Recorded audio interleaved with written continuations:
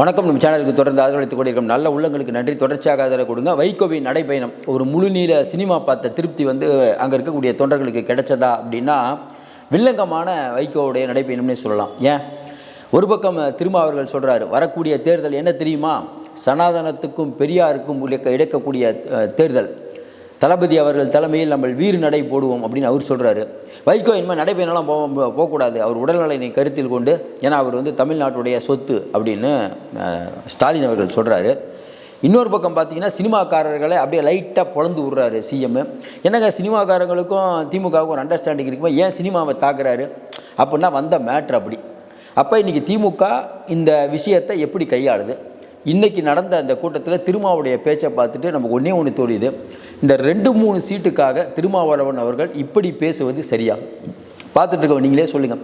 திருமாவோட கட்சி கடந்த காலங்களிலுடைய செயல்பாடு எப்படி இது? திருமாவளவன் அப்படின்னாவே இன்றைக்கி உங்கள் ஞாபகத்துக்கு வருது என்ன? திருமாவளவன்னா மக்களுக்கு ஞாபகத்துக்கு வருதுன்னா அந்த ராஜீவ்காந்தி அவர்களை அடித்த விஷயம் தான் ஞாபகத்துக்கு வருது. சரியாக அடிக்கலன்னு அவர் சொல்கிற விஷயம் தான் ஞாபகத்துக்கு வருது. அப்படிப்பட்ட சூழ்நிலையில் தொடர்ச்சியாக சீட்டு கூட எங்களுக்கு பிரச்சனை இல்லை, எல்லா கட்சியும் சீட்டு கேட்பாங்க, இல்லைன்னா ஆட்சியில் பங்கு கேட்பாங்க. சீட்டெல்லாம் எங்களுக்கு பொருட்டு இல்லை, ஆட்சியும் தேவையில்லை, எங்களுக்கு திமுகவை முதலமைச்சராக்கணுங்கிறது தான் நோக்கங்கிறாரு. அப்போ இன்றைக்கி இருக்கக்கூடிய சூழ்நிலையில் எல்லா இடத்துலையும் கொள்ளையடித்து கொண்டு இருக்கிறார்கள். இது தெரியுமா தெரியாதா திருமாவுக்கு? செவிலியர்கள் போராட்டம், தூய்மை பணியாளர்கள் போராட்டம், இடைநிலை ஆசிரியர்கள் போராட்டம், ஜாக்டோஜியோ போராட்டம், போக்குவரத்து ஊழியர்கள் போராட்டம், இவ்வளோ போராட்டங்கள் நடந்துகிட்டு இருக்குது. இது எல்லாம் ஒன்றும் பிரச்சனை இல்லை, மதவாதம் தான் நமக்கு ஒரே பிரச்சனை. ஒரு குடும்பம் கொள்ளையடித்தாலும் எனக்கு கவலை இல்லை அப்படின்னு திருமா அவர்கள் சொல்கிறத நீங்கள் எப்படி பார்க்குறீங்கன்னு உங்கள் கருத்தை சொல்லுங்கள். இன்றைக்கி இருக்கக்கூடிய சூழ்நிலையில் எவ்வளோ பேர் அந்த திமுக திராவிட முன்னேற்ற கழகமும் இங்கே இருக்கக்கூடிய அதிகாரிகளும் அச்சுறுத்தி கொண்டிருக்கிறார்களே, ஒரு அறிக்கை யூடியூபர் சவுக்கு சங்கர் மேலே அவ்வளோ வழக்கு போடுறாங்களே, ஒரு அறிக்கை தப்பு இல்லையா? நீங்கள் சொல்லுங்கள். நீங்கள் திமுக கூட்டணி கட்சினா திமுகவோட அடிமையாங்க? நீங்கள் இதே அடிக்கடி சொல்கிறீங்க, திமுகவுக்கெல்லாம் பார்த்து எனக்கு பயம் இல்லைன்னு ஒரு டைம் சொல்கிறீங்க. என்ன பேசிகிட்டு இருக்கீங்கன்னு ஒன்றும் புரியல. கேட்டால் திராவிட முகமுடி அணிந்து நிறைய பேர் வராங்க அப்படிங்கிறீங்க. விஜய் பார்த்து தான், விஜய் திராவிட முகமுடி அணிந்து வராராம். சார் அவர் வரவே இல்லையேன்னோ, இன்னும் அவர் தேர்தலில் நின்று ஜெயிச்சு ஏதாவது ஊழல் பண்ணாரா? திராவிட முகமுடியோடு அணிந்து அவர் திராவிடத்துக்கு எதிராக ஏதாவது பண்ணாரா? பாஜகவை தானே திட்டுறாரு. இன்றைக்கும் தந்தை பெரியார் தானே ஆதரிக்கிறாரு. உங்களுக்கு பர்சனலாக விஜய் மேலே கோபம், ஏன்னா உங்களுடைய வாக்குகளை அவர் பெருமளவு வாங்குறார். அந்த கோபம், அந்த ஆத்திரம், இதை எல்லை மீறி பேசி கொண்டு இருக்கிறீர்கள். வெகுஜன மக்கள் பார்த்துட்டு இருக்க, இவர் புரிஞ்சு பேசுகிறாரா? யாராவது பக்கத்தில் இருக்கவங்க சொல்கிறாங்களா இல்லையா தெரில. ஏன் நீங்கள் இதே மாதிரி தான் சீமான் மைக்கை போடும் போதெல்லாம் விஜயை திட்டிகிட்டு இருந்தார். இன்றைக்கி அவருடைய நிலைமை என்ன? நல்லா விஷயம் பாருங்கள். சீமானோட நிலைமை என்ன? எங்கே மைக் போட்டாலும் விஜய் திட்ட வேண்டியது. ஏங்க நீங்கள் திட்ட வேண்டியது யாரை? பாஜக திட்டுங்க, சம்மந்தமே இல்லாமல் விஜய் எப்பயோ, அதாவது திமுக ஒரு திட்டுறார், திமுக பதில் சொல்லிட்டு நீங்கள் முன்னாடி பதில் சொல்கிறீங்க. இன்றைக்கி வைகோவுடைய நடைப்பயணத்தில் நடைபெற்றிருக்கக்கூடிய காட்சிகளெல்லாம் பார்த்தீங்கன்னா, அதெல்லாம் சொல்கிறதுக்கு முன்னாடி இன்னொன்று, நம்ம மனோஜ் தங்கராஜன் ஒரு அமைச்சர் சொல்கிறார், பெண்கள் முழுக்க இன்றைக்கி திமுகவை தான் ஆதரிச்சுட்டு கொண்டு இருக்கிறார்கள்னு. அப்படியா அப்படின்னு பார்க்கும்போது அந்த பெண்கள் மாநாடு பார்த்தீங்களா? அதை டிவிலலாம் போட்டு யூடியூப்லலாம் விளம்பரம். சரிங்க, அந்த மாநாடு முடிஞ்ச உடனே அங்கே இருக்கக்கூடிய குக்கரு, அங்கே இருக்கக்கூடிய எல்லாத்தையும் தூக்கிட்டு போகிறாங்கல்ல, அதை பார்த்துட்டு கீழே மக்கள் கமெண்ட் சொல்கிறாங்க, என்னப்பா விஜயை பார்க்க மட்டும் மக்கள் கூட்டம் வந்தது, சும்மா நடிகரை பார்க்க வராங்கன்னு சொன்னீங்க, இப்போ உங்களுக்கு உங்களை பார்க்கவும் வரல, உங்களை கேட்கவும் வரல, அங்கே இருக்கக்கூடிய பொருட்களை எடுத்துகிட்டு போக தான் இவ்வளோ பேர் வந்திருக்காங்களா அப்படின்னு கேட்குறாங்களா இல்லையா? இளைஞரணி மாநாட்டில் பார்த்தோம், அங்கேயும் தான் கேட்டால் இது கொள்கைக்கான கூட்டம். என்ன கொள்கை? நம்ம இன்னும் புரியல. என்ன நமக்கு ஒன்றும் புரியவே இல்லை. திமுக பற்றி என்ன கொள்கை உங்களுக்கு? சனாதனத்தை வேறொருப்போம், ரைட்டு. சனாதனத்தை வேறொருப்போம்னு சொல்லக்கூடிய நீங்கள் முருகன் மாநாடை ஏன் நடத்துனீங்க? 184 அடிக்கு முருகன் சிலை வைக்க சொல்லி தந்தை பெரியார் சொன்னாரா? யாரை ஏமாற்ற பார்த்து கொண்டு யாரும், அதாவது ஒன்றா இந்த பக்கம் இருங்க, இல்லை இந்த பக்கம் இருங்க, அதை விட்டுட்டு தந்தை பெரியாரின் கொள்கையில் உடன்பாடுன்னு சொல்லிட்டு அவருக்கு விரோதமான பல சம்பவங்களை நீங்கள் பண்ணிகிட்டு இருக்கீங்க. அப்படிப்பட்ட சூழ்நிலையில் இன்றைக்கி முதல்வருடைய பேச்சு ஃபஸ்ட்டு ஆரம்பம். முதல்வர் சொல்கிறார், போதைப் பொருள் ஏன் வருகிறது தெரியுமா? அவனு நம்ம சீரியஸாக கேட்போம், போதைப் பொருள் ஏன் வருதா? என்னங்க போதைப் பொருளே தமிழ்நாட்டில் இல்லைன்னு மாசு சொன்னார். சிஎம் ஏதோ போதைப் பொருள் ஏன் வருகிறது தெரியுமான்னு ஏன் பேசுகிறாரு தெரியுமா? இன்றைக்கி தமிழ்நாட்டில் மக்களிடத்தில் திமுக ஆட்சி போதைப் பொருளை கட்டுப்படுத்தவில்லை. பல இடத்தில் இன்றைக்கி தகராறுகள் நடப்பதற்கு முக்கிய காரணம் போதை. குட்கா புகழ் விஜயபாஸ்கர்னு இவர் சிஎம் தொடர்ந்து சொல்லிட்டு இருந்தார். அந்த குட்கா புகழ் விஜயபாஸ்கர் இருக்கும்போது இருந்த புழக்கம் எவ்வளோ, இன்றைக்கி இருக்க புழக்கம் எவ்வளோ நீங்களே சொல்லுங்கள். கஞ்சாவா? அதெல்லாம் ஒன்றுமே இல்லையே தமிழ்நாட்டில். எதாக இருந்தால் சொல்லுங்கள், யார் நம்ம சொல்லணுமா? இதே மாதிரி தான் மணல் கடத்தலை தடுக்க போன ஜவஹர் அலியை லாரி ஏற்றி கொண்டாங்க. இப்போ என்ன நினைக்கிறாருன்னா, நம்ம போய் சொல்லி நமக்கு அந்த மாதிரி வரணும்னு மினிஸ்டர் நினைக்கிறார். உங்களுக்கு ஓட்டு போட்டது எதுக்கு சார்? நாங்கள் இதெல்லாம் கண்டுபிடிக்கிறதுக்கு தானே. அசால்ட்டாக சொல்கிறீங்க, எதுவுமே இல்லை, நீங்கள் இருந்தால் சொல்லுங்கன்ட்டு. அவர் என்னடா, நான் சேகர் பாபு தூய்மை பணியாளர்களுக்கு என்னங்க நீங்கள் வாக்குறுதி கொடுத்தோமே, எப்போ வாக்குறுதி கொடுத்தோம்? என்ன தெனாவட்டா பேசுகிறீங்க? ஒன்றுமே புரியலையே உங்களுக்கு. ஆட்சி இன்னும் எத்தனை வருஷம் நீங்கள் ஆட்சியிலே இருக்க போகிறீங்க? அடுத்த ஆட்சி மாறினால் நல்லா யோசனை பாருங்கள். அடுத்த ஆட்சி மாறினால் நீங்கள் எந்த சிறையில் இருக்கீங்கன்னு தெரியலங்கிற மாதிரி மக்கள் பார்த்துட்ருக்காங்க. அவ்வளோ கொள்ளடிச்சு வச்சுட்டீங்கன்னு தான் மக்கள் பேசி கொண்டு இருக்கிறார்கள். உண்டா இல்லையா? அன்றைக்கி ஏழைகளின் பங்காளர்கள்னு சொல்லிவிட்டு நீங்கள் அடித்த கொள்ளை எவ்வளோ? விஜய்க்கு முதல்ல எதுக்குங்க எவ்வளோ ஆதரவு வருது? உங்களுக்கு புரியவே மாட்டேது. நீங்கள் திராவிட முகமுடி இதெல்லாம் மக்கள் பெருசாக நீங்கள் பார்த்துட்ருக்க மக்கள் சொல்லுங்கள். யாராவது நீங்கள் கொள்கையை பார்த்து ஓட்டு போடுறீங்க. திமுக கொள்கைகள் சூப்பராக இருக்குதுங்க. என்ன கொள்கை? திராவிட கொள்கைங்க, அது எனக்கு ரொம்ப பிடிச்சிக்குது, அதுக்காக நான் ஓட்டு போடுறேன். இல்லை அதிமுகவுடைய கொள்கையை பிடிச்சிக்குது. நீங்கள் கேட்கலாம் அதிமுகவுடைய கொள்கை என்ன? திமுக எதிர்ப்பு, வேறு என்ன கொள்கை இல்லை. அப்போ அதிமுக ஓட்டு போடுறோம். மக்கள் கொள்கையை பார்த்து என்றைக்குங்க ஓட்டு போடுறாங்க? மக்கள் கொள்கையெல்லாம் பார்த்து ஓட்டே போகிறதில்ல. இவங்க இது என்னென்னா, விஜய்க்கு கொள்கை இல்லை. சரிப்பா, கொள்கை இல்லைப்பா, மக்களுக்கு நல்லது பண்ணுறதுன்னு, மக்கள் நல்லதுக்கெல்லாம் பண்ணுவார் அவருன்னு மக்கள் நினைக்கிறாங்க. நீங்கள் 2 பேரும் பண்ணலன்னு நினைக்கிறாங்க. ஏற்கனவே நம்ம பல விஷயங்கள் பேசிட்டோம். அப்படிப்பட்ட சூழ்நிலையில் சிஎம் சொல்கிறாரு, இன்றைக்கி போதை மருந்துகள் திருவள்ளூர் எந்த இடத்துலனா நாங்கள் நிறையா பிடிச்சிருக்கோம். அதற்கு காரணம் நாம் மட்டும் இல்லை, ஒன்றிய அரசும் நம்மளும் இணைந்து பணியாற்றினா தான் இதை தடுக்க முடியும். சரி, இணைந்து பணியாற்றுங்க, என்ன பிரச்சனை? உடனே பார்த்தீங்கன்னா மகாராஷ்டிராவிலேருந்து, கர்நாடகாவிலேருந்து அவங்க தான் நிறைய பேர் கடத்திட்டு வராங்க, நிறைய பேரை நாங்கள் பிடிக்கிறோம். சரிங்க, பிடிச்சிங்க, எப்படி உள்ளே வருது? அதுக்கு பதிலே சொல்ல மாட்டீங்களே கடைசி வரைக்கும்.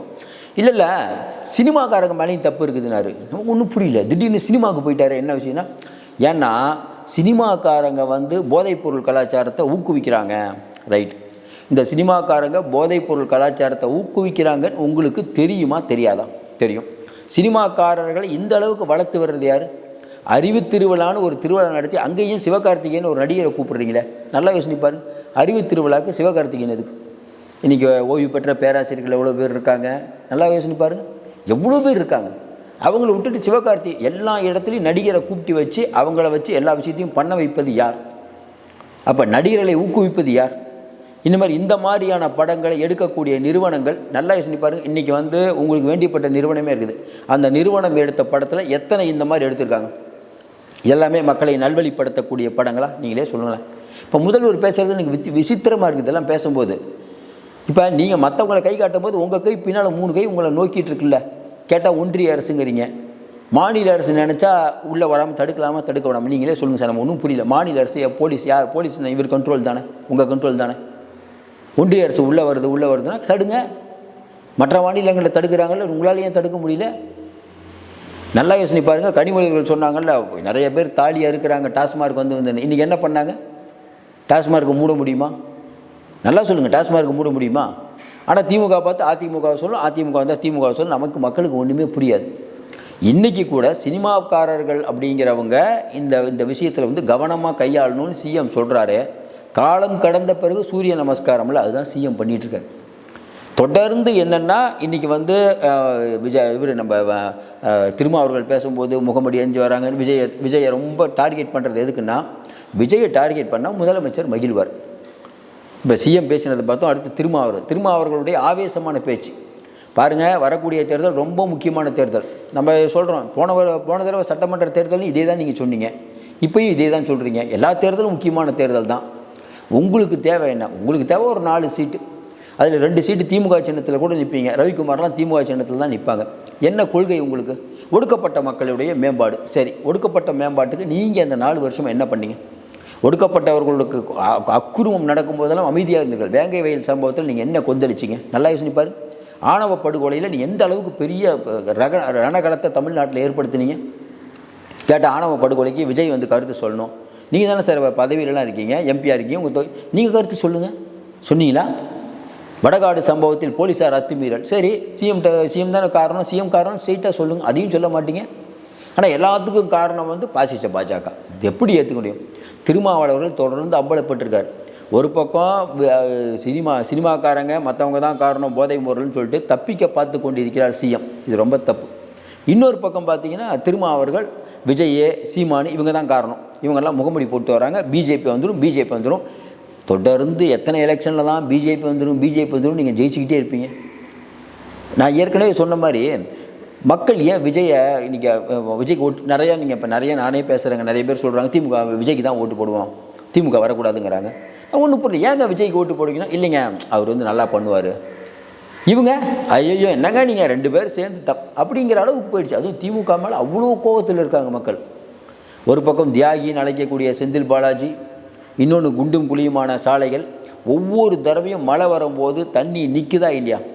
அதிமுக ஆட்சி போகும்போது நீங்கள் என்ன சொன்னீங்க? ஒரு சொட்டு தண்ணீர் கூட நிற்காதுன்னு நீங்கள் என்ன நடந்துகிட்டு இருக்குது? வேலுமணி ஊழல் நீங்கள் இப்போ செந்தில் பாலாஜி ஊழலே பண்ணலையா? நல்லா யோசனை பாருங்கள். இன்றைக்கி KN நேருலேருந்து எல்லாத்து மேலேயும் கேஸ். ஆனால் கேட்டால் நீங்கள் நேராக போய் டெல்லியில் போய் வெள்ளைக்குடி காட்டிட்டு வந்துடுவீங்க.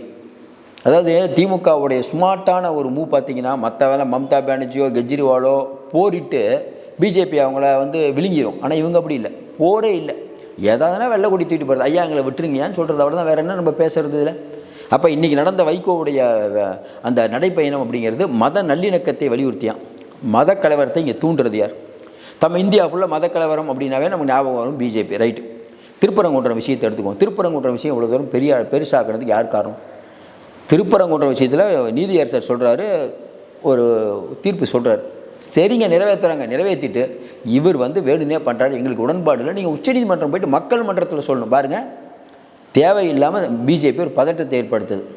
நீதிமன்றம் கொடுத்தது எங்களுக்கு நியாயமானதாக தெரியல, நாங்கள் உச்சநீதிமன்றம் போகிறோம். ஆனால் நீதித்துறையை மதிக்கிறோம். சட்டத்தின் ஆட்சி நடக்கக்கூடிய நாட்டில் நீதிமன்றத்தை மதிப்போன்னு சொல்லணும். அதை விட்டுட்டு அங்கே போகிறோம் இங்கே போகிறோன்னு அதை பதட்டமாக்கி அவங்க உண்ணாவிரதெல்லாம் இருக்க வச்சு பிஜேபி ஒன்றுமே இல்லாத பிஜேபியை வளர வச்சது யார்? தொடர்ந்து பிஜேபியை வளர வைப்பது நீங்கள் தான். என்னை வந்து கமலாலயத்தில் இருக்கேன், கைது பண்ணிப்பார், நான் இன்றைக்கி 6 மணி வரைக்கும் இருக்கேன்னு அண்ணாமலை சவால் விடுறாரு. ஏன் கைது பண்ண முடியல? ராஜாவை மேலே ஏன் கை வைக்க முடியல? இதே ஜெயலலிதாமா இருந்திருந்தால் அண்ணாமலை இந்த மாதிரி கமலாலயத்தில் உட்காந்துட்டு என்னை அரெஸ்ட் பண்ணி பாருங்க, 6 மணிக்கு டைம் கொடுப்பாரா? பார்த்துட்டு இருக்க மக்கள் நீங்கள் எந்த கட்சியான இருக்குன்னு சொல்லுங்கள் சார். ஜெயலலிதாமா இருந்தால் இந்த மாதிரி பண்ண முடியுமா சார்?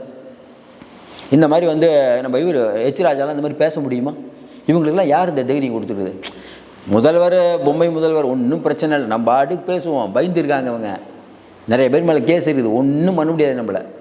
அதுக்கேற்ற மாதிரி வந்து நீங்கள் வந்து மோடிக்கும் பயப்பட மாட்டோம், ஈடிக்கும் பயப்பட மாட்டோம்னு சொல்கிறீங்க. நேராக அருண் நேரு வந்து நேரோட பையன் போய் நிர்மலா சீதாராமனை பார்க்குறேன். யாரை சார் ஏமாற்ற பார்க்குறீங்க? ஒன்றுமே புரியல. என்ன நினச்சிட்டு நீங்கள் இருக்கீங்க? மனோஜ் தங்கராஜ் வந்து பெண்களுடைய ஆதரவு இருக்குங்கிறார். மனோஜ் தங்கராஜ்னு ஞாபகத்துக்கு வருது என்ன? இந்த பாலில் வந்து இந்த இது கொழுப்பு அந்த மட்டும் தான் ஞாபகத்துக்கு வரும். ஒவ்வொரு அமைச்சருக்கும் மனோஜ் தங்கராஜுக்கு அமைச்சர் பதவியிலேருந்து எடுத்தாங்க, கரெக்டுங்களா? எடுத்தார், அதுக்கப்புறம் சேர்த்தார். ஏன் எடுத்தேன் அப்படிங்கிறதுக்கு காரணம் சொல்ல, ஏன் சேர்த்தோம் அப்படிங்கிறதுக்கும் காரணம் சொல்ல. ஒன்றுமே புரியல. ஏன் எடுக்கிறாங்க, ஏன் சேர்க்குறாங்க?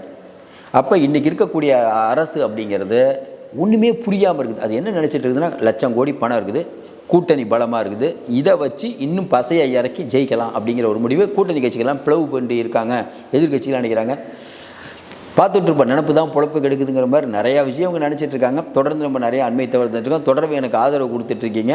என்னுடைய வீடியோ இவ்வளோ நாள் பார்க்குறதுனால உங்களுடைய எந்த விதமான கருத்துனாலும் நாங்கள் ஏற்றுக்கொள்ள தயாராகிறோம். உங்கள் கருத்தை சொல்லுங்கள், தொடர்ந்து ஆதரவு கொடுங்கள். மீண்டும் சந்திப்போம். நன்றி.